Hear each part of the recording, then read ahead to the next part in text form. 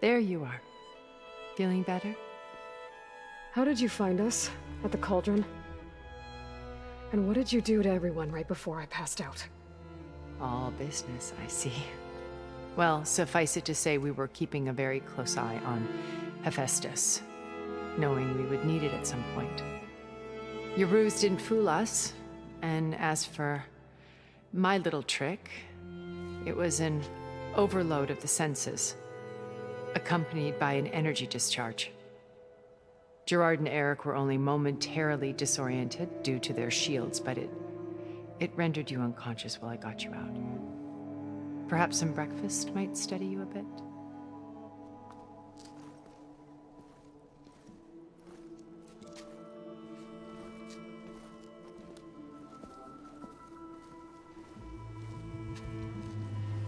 This was your house.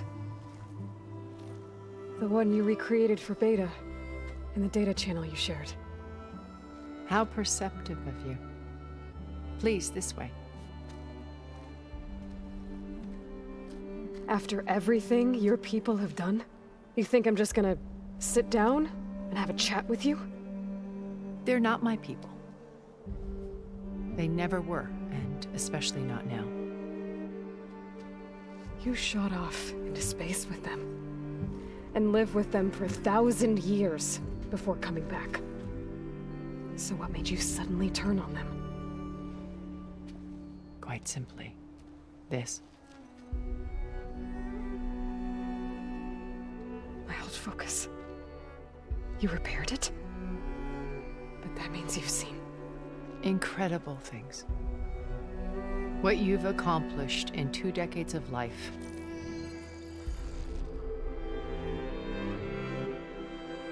A 1,000 years at my back and I haven't even come close.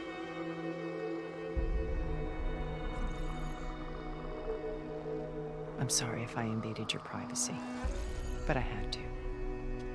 In order to understand. To be enlightened. You truly are Elizabeth's blood. With her drive, her sense of mission, her integrity. Watching all this shamed me for the company that I've kept. Having seen it, all I want is to help you. Even if it means stopping your friends? Especially so. Please, sit down.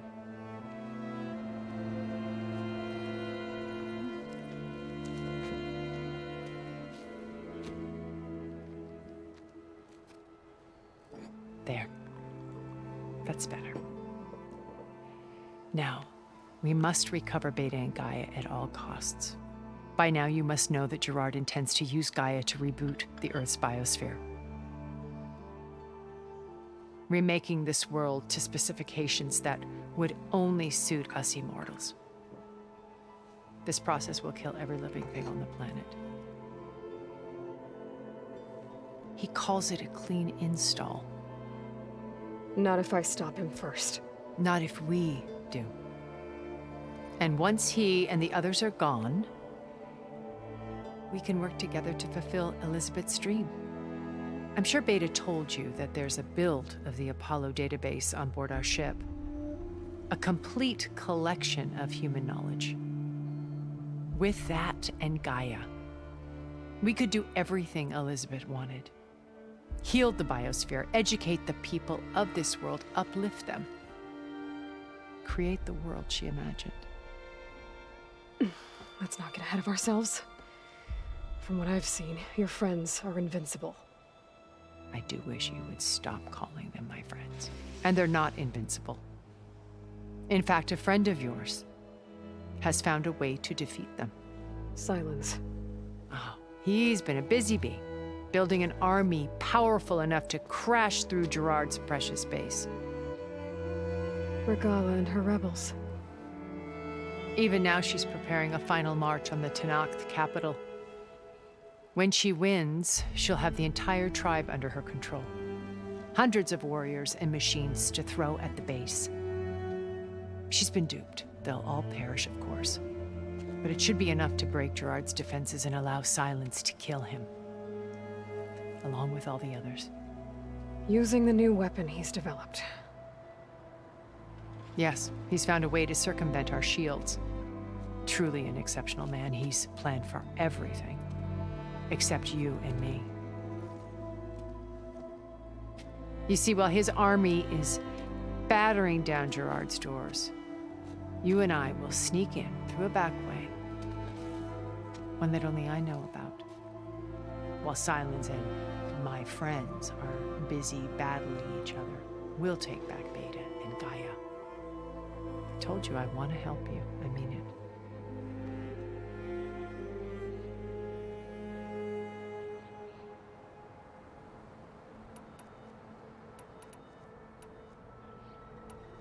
My old focus. How did you find it, let alone repair it?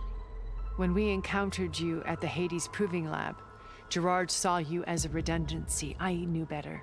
You were a revelation. After your dramatic escape, bravo, by the way. Gerard and Eric assumed you were dead and gave up the hunt. I wasn't so sure. When the others were busy, I returned to the lab and searched for any trace of you. That's when I found this little treasure. Not easy to repair, but certainly worth the effort. As I watched your life unfold, you were like a splash of color on a worn canvas. What Liz was, and more. Did you show it to the others? Of course not. It was your actions that inspired me to defy them.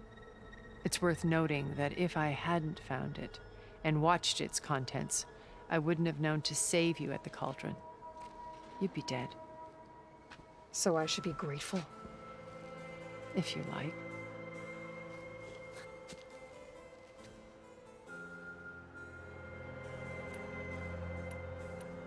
So you know all about me. What about you? What would you like to know? Well, start with your life on Earth.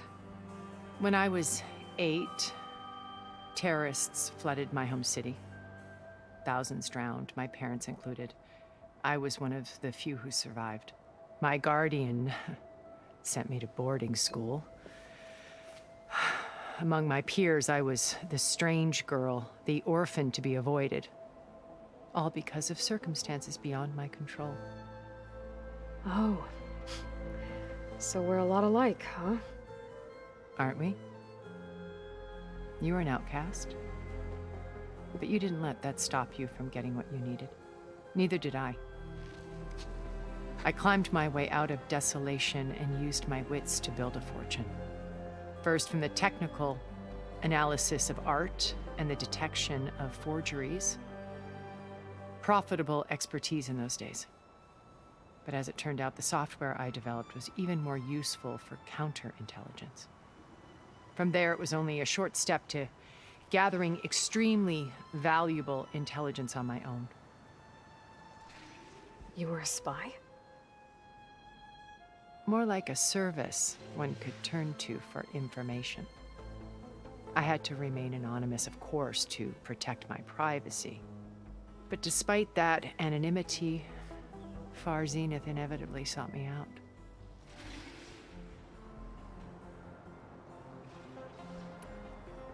What happened when Far Zenith approached you?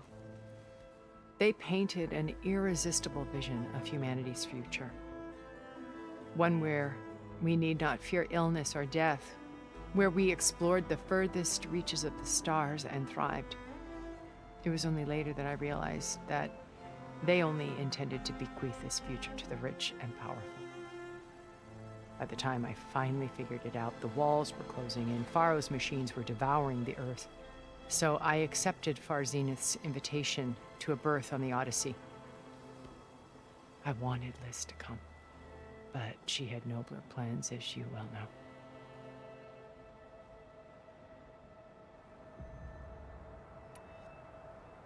So you didn't know the other Zeniths were monsters until it was too late? I knew some of them were, certainly. It wasn't until we were off-planet that I understood the true scope of their greed. I was grateful to simply be alive, but the others became obsessed with a kind of effortless immortality. They built a colony, where machines serviced their every need, where any memory or fantasy could be endlessly savored in virtual reality. It wasn't life. It was stultifying, a pampered dream state. As the decades passed, I withdrew more and more, alone yet again, but this time with eons to consider my mistakes.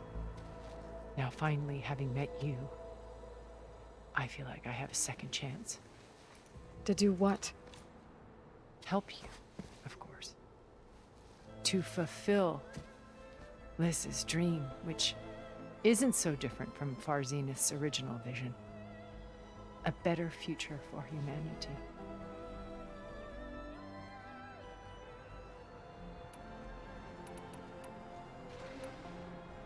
How do you know about Silence's plan?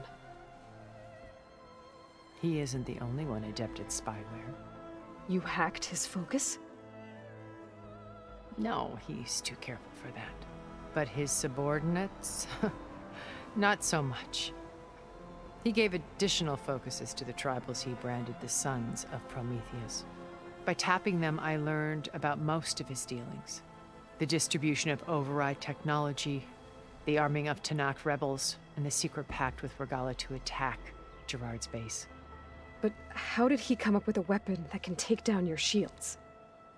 That's the one thing I haven't been able to figure out, but however he did it, I'm quite certain it will work. With it and the Tanakh army, victory seems to be within his grasp. Such a shame he'll be disappointed.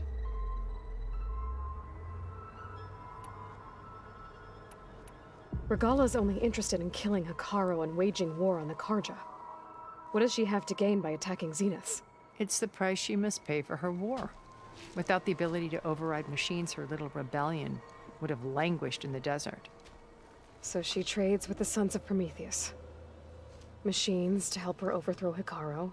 In exchange for an assault on the base. Pride has deluded her into thinking she can actually survive such a battle. And all without ever knowing who the Sons of Prometheus really answer to. Yet for all of Silence's brilliance, still he underestimates you. That blind spot is what will allow us to take Beta and Gaia right out from under him. While hundreds of Tanakh are cut down outside.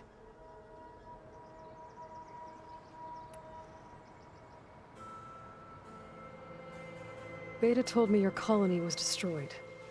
That you came back to Earth because you had nowhere else to go. It's true. After we reached our destination, a planet in the Sirius star system, we spent decades building a new home. The physical constraints of Earth, the boundaries of mortality, gone. To think of what we could have done with it. It might have been a utopia. Instead, we stagnated, absorbed in effortless comforts and virtual realities.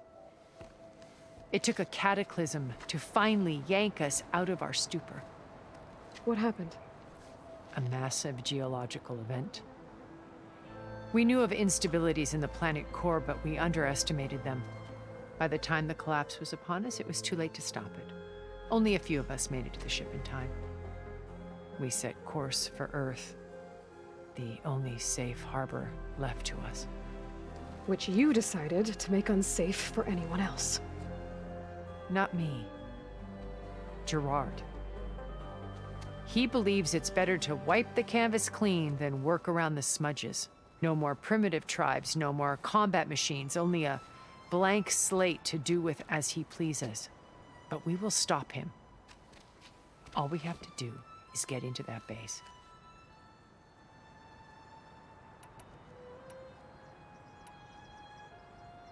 What exactly is your plan to sneak into the Zenith base? We will make use of a lesson I learned from an early age. Always know your exits. In this case, a place where Gerard's new construction meets the ancient foundation, a passage that only I can access. When Silence flings his army at the base, we will enter through this back door, bypassing most of the fighting. The distraction will provide us with a window in which to rescue Beta and Gaia.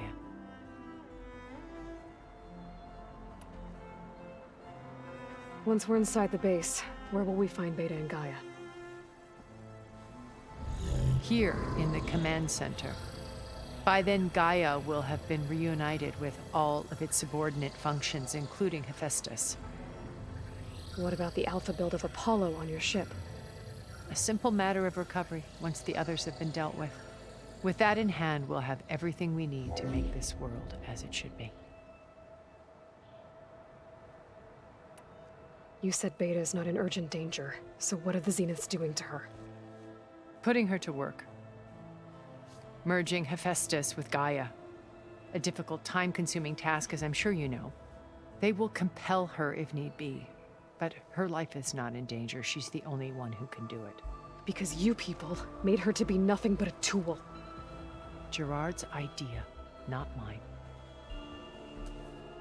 They always viewed me with suspicion when I attempted any form of kindness towards her. That's why I created the data channel. A virtual place where we could speak in peace. So this channel you shared with Beta, none of the other Zeniths ever found out about it. Gerard believes he's the most cunning of all of us. Even after 1,000 years, he still can't imagine that I would outwit him. The channel allowed me to interact with Beta away from their mistrustful eyes. It offered us a chance to be ourselves. Until you cut off all contact. Yes, though it pained me. I was worried that our meetings would do her more harm than good. Well, she felt like you tossed her aside.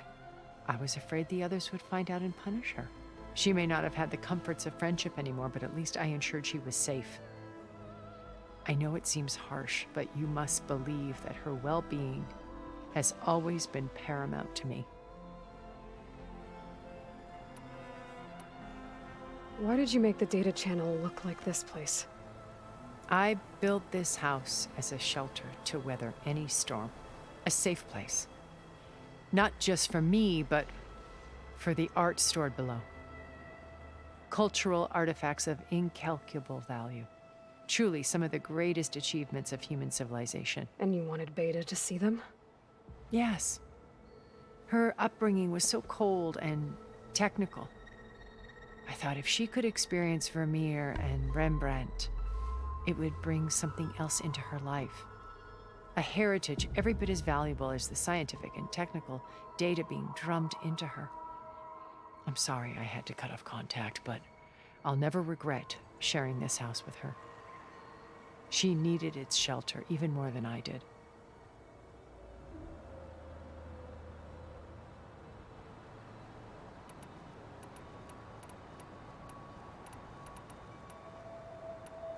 So you knew Elizabeth. What was she like?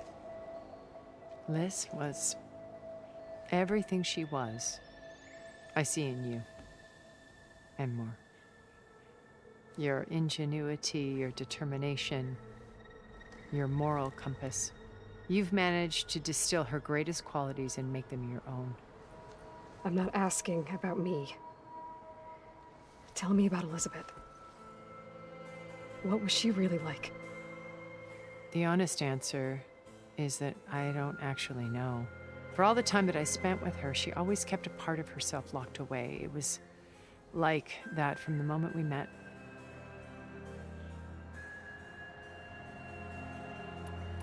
So when you met Elizabeth, she was what?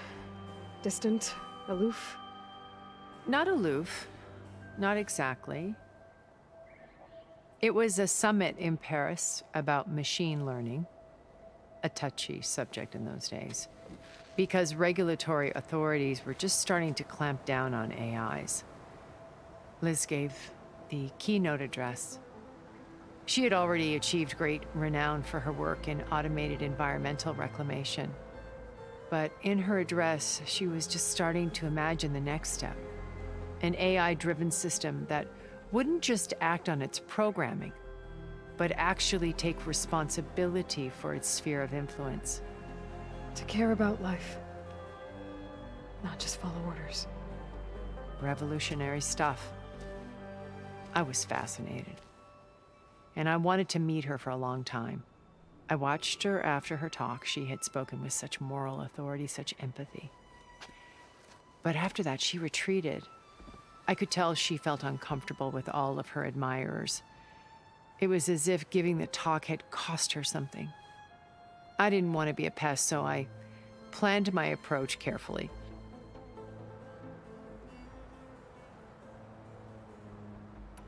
So how did you finally approach Elizabeth after her talk? I picked the right moment. The morning of the next day, right as she came back to the conference, she had just had her coffee. She was fresh, rested. It was like she had braced herself for the onslaught of colleagues. I asked if I could walk with her, then put forth a question about her talk that I thought was intelligent. Her answer made me realize it wasn't, but she was very welcoming. Almost as if we were previously acquainted. It was only halfway through the conversation that I realized she knew exactly who I was. It was quite a shock to me. My business was trafficking in secrets, and I took great pains to protect my anonymity. So that was Liz, perpetually one step ahead. I came to view our meeting as a metaphor for our friendship. She always seemed to know me far better than I knew her. I guess I know the feeling.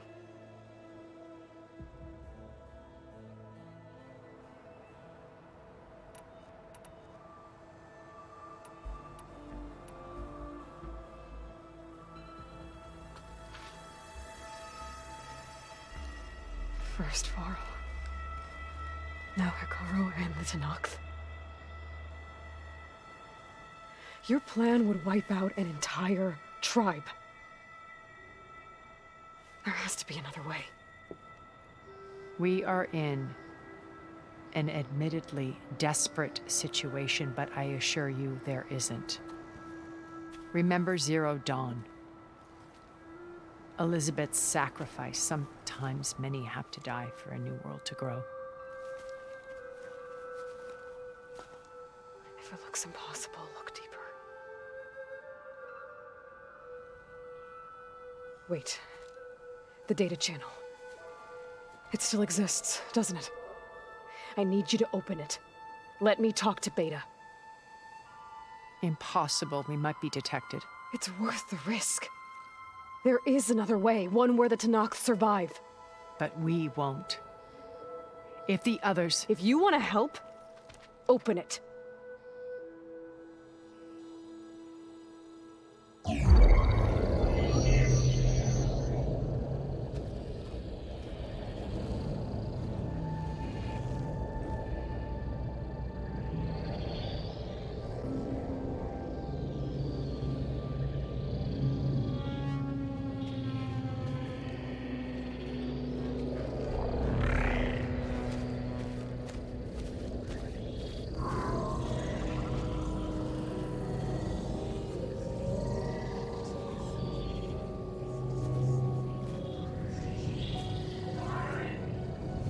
What are they doing to her? Virtual reality dissociation. The manual merge of Hephaestus will take hours upon hours of tedious micromanagement.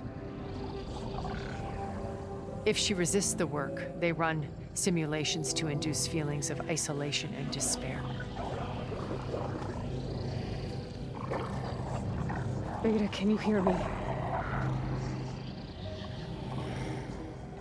You're alive.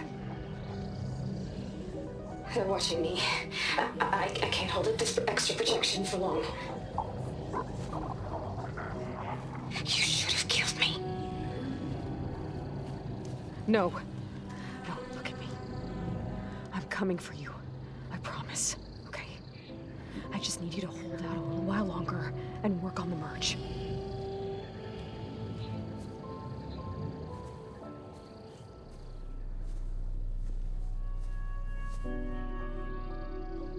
Then I think it can be done. I'll contact again when it's time. Can you hold on? As long as I know you're coming for me, I can endure anything.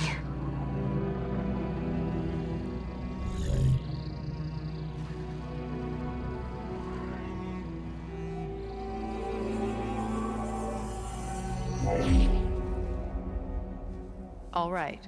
I did as you asked. Now I think you need to tell me what you're planning. I'm going to take Sylens' army away. I don't need it. Only the weapon he made to penetrate your shields. And how do you propose to get it? Ask him nicely? Without Regala and her rebels, he won't have a choice. We'll be his only option. Only option for what? What did you tell her? That is between me and my sister. Will be Sylens' only option for crashing that base. I'll tell you the rest later. But first, there are a couple of things I have to do. Oh. And what are those? Lay my friend to rest. And then I'm going to use the override that Beta gave me at Gemini to put an end to Regala's rebellion. From the air. Wait. Since you insist on doing things your way, I know of something that will truly help you make a grand entrance with the Tenakth. The ancient Horus Titans still possess electromagnetic energy cells as part of their arsenal. Drop one of those on Regala's army and they'll receive quite a surprise.